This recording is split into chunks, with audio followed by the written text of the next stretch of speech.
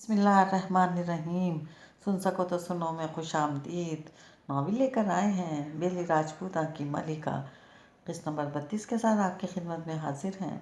उम्मीद है नावल आपको पसंद आ रहा होगा। अगर पसंद आ रहा है तो हमें कमेंट बॉक्स में ज़रूर बताइएगा। हमारे चैनल को सब्सक्राइब कीजिएगा और बेल आइकन को प्रेस करना मत भूलिएगा ताकि आने वाली तमाम हिस्सात आपको बर वक्त मिलती रहें। शुक्रिया। ऐसा नहीं है बदर, वो रंजीदा लहजे में बोली।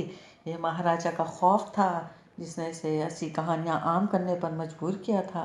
मगर जब बेली की रियासत इसके कब्ज़े से निकल गई और वो वहाँ से हज़ारों मील दूर कसम कुर्सी के आलम में एक कुटिया में मरा, तो इसकी बीवी ने अपनी मौत से कबल अपने बेटे को ख़त लिखा जो बेली में ग़ुलाम बना लिया गया था कि वो माह मलका को कब्रिस्तान से निकाल ले। इसके बेटों ने बाद में बगावत की और रियासत वापस हथिया ली, मगर वो ख़त इन तक ना पहुंच सका।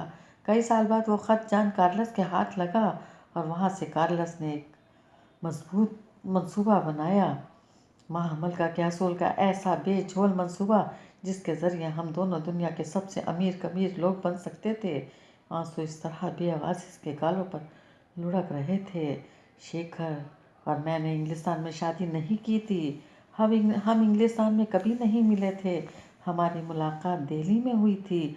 मैं बतौर एक फ़रंगी शहज़ादी इस दावत में गई थी जो कंपनी के एक अफसर ने अपने बंगले पर मुनक्किद कर रखी थी। और भला मुझे बतौर शहज़ादी मुतारिफ़ कराने वाला वो फ़रंगी अफसर और कौन हो सकता था सिवाय कार्लस के। इसे जब से इल्म हुआ था कि शेखर का ताल्लुक़ महाराजा बलदेव सिंह के ख़ानदान से है तो इससे शनासाई पैदा कर ली थी। शेखर से मेरा तारुफ इसने कराया था। शेखर बुरा आदमी नहीं था, वो बस कदर अय्याश था, मगर मैंने इसे कभी जज नहीं किया। मुझे याद है इस रोज़ वो मुझसे बहुत देर तक बातें करता रहा था। मैं मैरियन कार्लस उर्फ मायावती से इसके लिए महज मैरियन फर्नांडिस उर्फ मायावती फर्नांडिस बना दी गई थी। फर्नांडिस इस बरतानवी शहजादी का आखिरी नाम था जो कुछ अर्सा कबल रूपोश हो गई थी, गालबन किसी के साथ भाग गई थी। मैं वही शहजादी बनकर शेखर से मिली। मेरी अदाकारी इस खोल के बाइस जो मैंने खुद पर चढ़ा रखा था वो बहुत जल्द चारों शाने चित हो गया। हम दोनों ने कलकत्ता जाकर शादी की। इसने दुनिया वालों के सामने ये जाहिर किया कि हमारी शादी इंग्लिस्तान में हुई थी। कार्लस बतौर हमारे फैमिली फ्रेंड्स शेखर के आसपास ही रहता। हमारा मंसूबा शेखर के ज़रिए मगर इसे आगाह किए बगैर महामलका हासिल करके वापस इंग्लिस्तान भाग जाना था। सो जब वो मुझे बेली लाया तो मैं हर रात से नींद का शरबत देकर वो सियाह चोगा पहन कर कब्रिस्तान चली जाती थी और एक एक जगह को खोदती। वो सियाह चोगा मैं खुद को अंधेरे में गुम करने को पहनती थी, मगर आहिस्ता आहिस्ता मुझे एहसास हुआ कि बेली के तो हम परस्त लोग मुझे भूत समझने लगे हैं। सो जब भी कोई कब्रिस्तान के करीब से गुजरता तो मैं अजीब व गरीब आवाज़ें निकालती। नतीजतन लोगों ने कब्रिस्तान के नज़दीक आना भी छोड़ दिया और इसकी खुदाई के लिए मुझे यही चीज़ दरकार थी। लोग डरने लगे, तरह तरह की बातें बनाने लगे, यहाँ तक कि शेखर के कानों में भी ये बात पड़ गई। ये इसकी मौत से चंद दिन पहले की बात है और वो इस रोज़ घर आया तो बहुत चुप चुप था। मैंने पूछा मगर उसने जवाब ना दिया।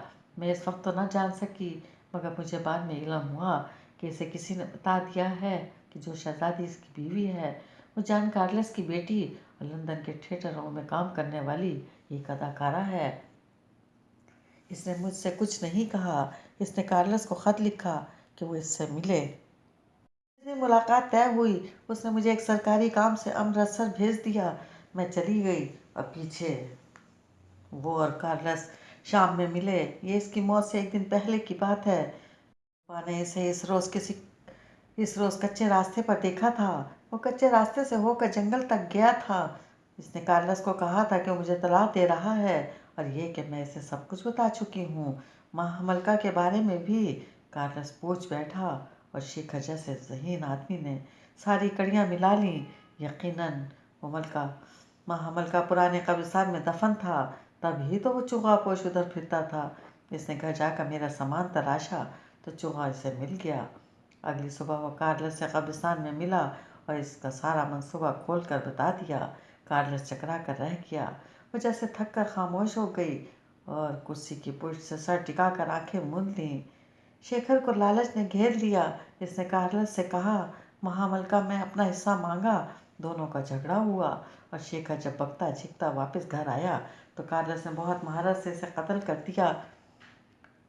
वो चीज़ें हमारे मंसूबे का हिस्सा नहीं थीं। एक शेखर का कत्ल और एक बदर गाजा। वो आंखें बंद किए आहिस्ता आहिस्ता बोलती चली जा रही थी। रात ढल चुकी थी। आसमान तारों से चमकने लगा था। दोस्त कवरी कार्लस ने अपना तबादला मंसूबे के मुताबिक इस इलाके में कराया था। शेखर का कत्ल हुआ और मुझे इल्म तक ना हो सका। मैं जब तक वापस आई इसकी चिता जलाई जा चुकी थी। मुझे राजपूतों पर शक था, मगर इनके खिलाफ गांव में खबरें मैंने इस शक के बायस नहीं फैलाई थी। वो तो हमारे मंसूबे का हिस्सा था। मुझे अपने हवाले से ठाकुरों को इतना बदनाम करना था कि मुझे रोक ही ना सकें। आखिर एक रोज़ तो मुझे महामल का लेकर वापस इंग्लिस्तान भाग जाना था ना।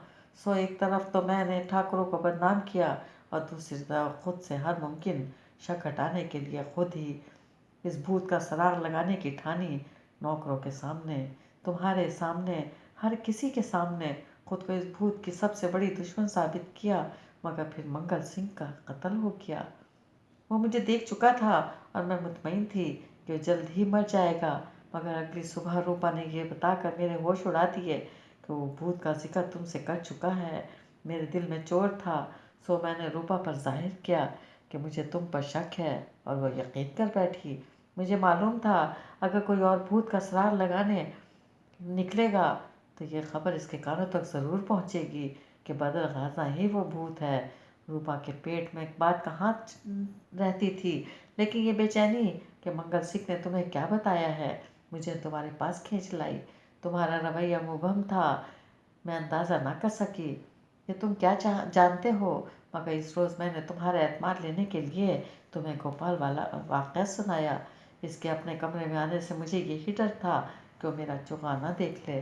जिस वक्त पलंग की पायंती के साथ पड़ा था तब मुझे शेखर बहुत याद आया था। वो मेरे लिए एक ऐसी ढाल था जिसकी ओट में मैं अपना काम आसानी कर सकती थी। मैंने तुमसे काली चादर वाले शख्स के मुतालिक झूठ बोला ताकि तुम मुझे कुछ तो बताओ, और जब तुमने शेखर का नाम लिया तो एक लम्हे को तो मैं चकरा कर रह गई। मुझे लगा वो वाकई जिंदा है। मैं कुछ दिन तो मुतबस्सिस रह रही कि मामला क्या है, और खुशगुमान भी कि चलो वो जिंदा है। ठाकुरों की भी खूब खूब जताया, मगर जब अकल से काम लिया और सोचा कि आखिर मंगल सिंह ने इसका नाम क्यों लिया होगा तो ख्याल आया कि यकीनन शेखर की मेम साहब कहना चाह रहा होगा। तब मैंने फिर से तजवीज़ में पड़ गई। मुझे डर था अगर तुम ज़रा भी दिमाग इस्तेमाल करोगे तो जान जाओगे। सो मुझे तुम्हारी तवज्जो किसी और तरफ मबजूल करानी थी। इत्तफाक है इसी रोज़ मुझे और तुम्हारे और शेखर के एक तनाज़े का इल्म हुआ। पहले तो मैं हैरान हुई कि मुझे ये पहले पता क्यों नहीं चला, और मुझे खेलने को एक और पता मिल गया। मैं इस चीज़ को बुनियाद बनाकर तुम पर मुकदमा करने ही वाली थी कि मैंने जोगी शेखर का नाम सुना। मेरा काम और आसान हो गया। ना सिर्फ मैं तुम्हें ये सोचने पर मजबूर कर सकती थी कि शेखर वही जोगी है, बल्कि तुम्हें कुछ अरसे के लिए कहीं और मसरूफ़ भी कर सकती थी। नादिशा को थाने में देख और पहचान कर मुझे अंदाज़ा हुआ कि बेली के डाकुओं को कोई क्यों नहीं पकड़ता। तब मुझे पहली दफ़ा शेखर की मौत का मुअम्मा हल होता नज़र आया। मुझे शक गुजरा कि तुम्हें लोगों ने इसे मारा है, सो मैंने पर्चा कटवा दिया। मगर जब मैंने खोजी को तुम्हारा खुरा दिखाया तो इसने तस्दीक की कि ये वो खुरा नहीं है जो शेखर के साथ कब्रिस्तान से मिला था। तो मुझे तुम बेकसूर लगे। मैं महामल का ढूंढने के साथ साथ शेखर के कातिल को भी ढूंढ रही थी, और मुझे कुछ भी नहीं मिल रहा था। यहाँ तक कि मैंने पूरा कब्रिस्तान खोदा मगर मुझे कुछ ना मिला। तब मुझे अपने 2.5 बरस की रियासत रायगां जाती दिखाई दी। दूसरी जानिब तुम हाथ धोकर भूत के पीछे पड़े थे। मैंने एक और पत्ता खेला, तुम्हारे नाम कब्रिस्तान में रात ठहरने का रुका लिखकर रूपा को दे दिया। मुझे इल्म था वो गोपाल को दिखाएगी, और गोपाल अपनी फितरत के बायस मेरा पीछा करता कब्रिस्तान तक आएगा और तुम्हें यकीन हो जाएगा कि भूत गोपाल ही है। और ऐसा हुआ भी, मगर गोपाल की बुज़दिली ने सारा मामला ख़राब कर डाला। दूसरी जानिब कार्लस मेरे और तुम्हारे ताल्लुक़ से बेजार था। वो समझता था कि मैं काम पर तवज्जो नहीं दे रही और तुम्हारे साथ इश्क बगा रही हूँ। हम अक्सर जंगल में मिलते थे। वो मुझे बार बार धमकी देता कि अगर बेली राजपूता की मलका यानी महामलका इसे ना मिली तो वो मुझे भी पुराने कब्रिस्तान में दफन कर देगा। और मुझे यकीन करो बदर, वो ऐसा ही करेगा। मैं अपने तय पूरी कोशिश कर रही थी, मगर इस रोज़ तो मुझे जैसे मेरा ताश के पत्तों का घर ज़मीन पे आन गिरा जब खोजी ने मुझे खुरा दिखाया जो शेखर के साथ मिला था। और जब मैंने इस खुरे के आगे चलते कार्लस को देखा तो ज़मीन आसमान मेरे निगाहों के सामने घूमने लगे। क्या मेरे साथ भी कोई गेम हो रहा था? मैं यही सोचती रही।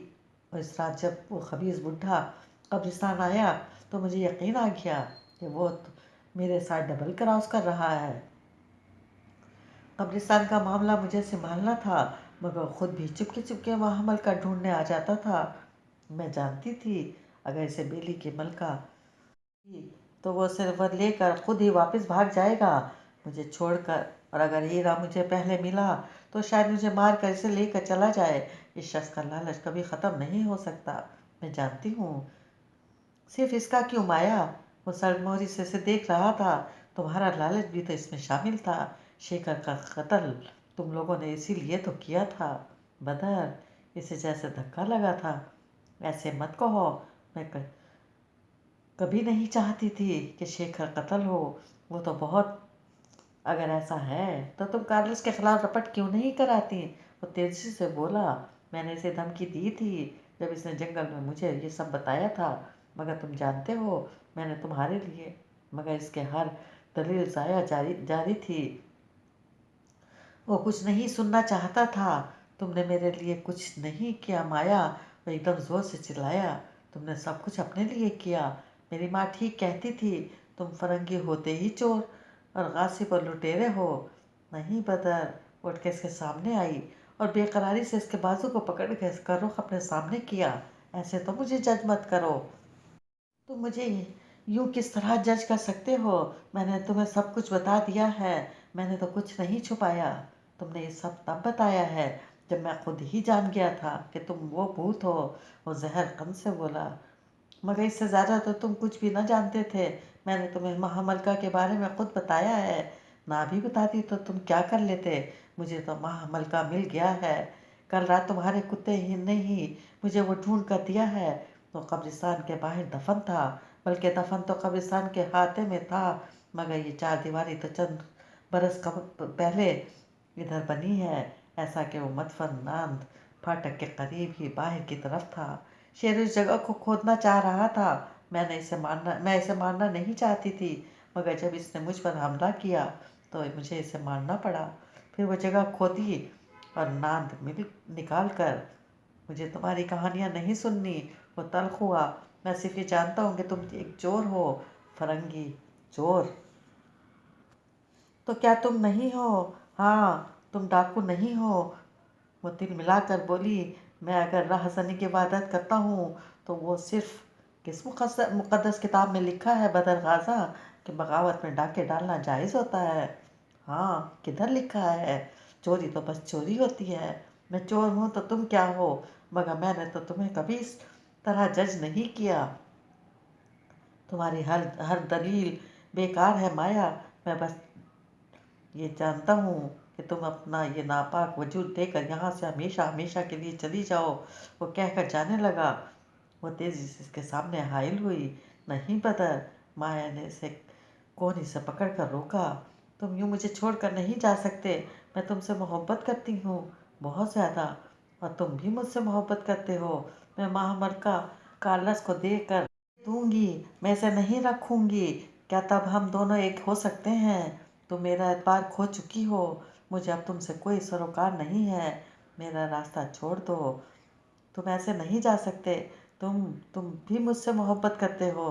तुम तो मुझसे शादी करना चाहते थे। बदर ने देखा। वो रो रही थी, आंसुओं से, हिचकियों से। मगर इसका दिल नहीं पिघला। वो इसे हटा कर जाने लगा। नहीं बदर, इसने बेख्तियार दोनों हाथों से इसका हाथ थाम लिया। देखो, मेरी बात सुनो। मैं मानती हूँ मैंने लालच में ये सब किया, मगर मैं ये भी एतराफ़ करती हूँ कि गलत था। मैं अपने अमल को अगर जस्टिफाई नहीं कर रही तो ये भी नहीं चाहती कि तुम मुझे जज करो। मैं मैं अब मेरे लिए वो हीरा कोई हैसियत नहीं रखता। नहीं बदर, प्लीज़ देखो, इस तरह मुझे मत छोड़ो। और इस तरह भीगा चेहरा लिए इसकी मिन्नत करती वो फरंगी लड़की। इसे कहीं से भी तो बेली की वो मलका नहीं लग रही थी जिसे वो जानता था। लेकिन वो बेली की मलका थी ही कब?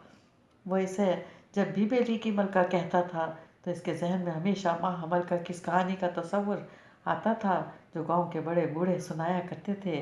बेली के असल मलका तो वो पत्थर था। तुमने मेरे साथ फरेब किया है माया, तुमने मुझे धोखे में रखा है। क्या धोखा किया है मैंने? माँ हमल का तुम्हारी मलकियत तो नहीं था, तुम्हारे बुजुर्गों की मेरास तो ना था, वो शेखर की मेरास था। और शेखर अपनी जायदाद मेरे नाम करके मरा है। गोपाल भी मर चुका है। बदर, मैं इसी रे की कानूनी वारिस हूँ। तुम्हारे साथ तो कोई धोखा नहीं हुआ। वो जवाब दिए बिना आगे बढ़ गया। माया ने तड़प कर इसे रोकना चाहा, मगर वो इसका हाथ झटक कर इसे परे धकेलता कमरे से बाहर चला गया। बदर, बदर, वो इसे पुकारती दीवार से लगी नीचे बैठती चली गई, मगर वो नहीं सुन रहा था। वो सुनने की हद से बाहर जा चुका था। इसे लगा अब वो कुछ भी नहीं सुनना चाहेगा। वो इसी तरह ज़मीन पर बैठी रोती रही।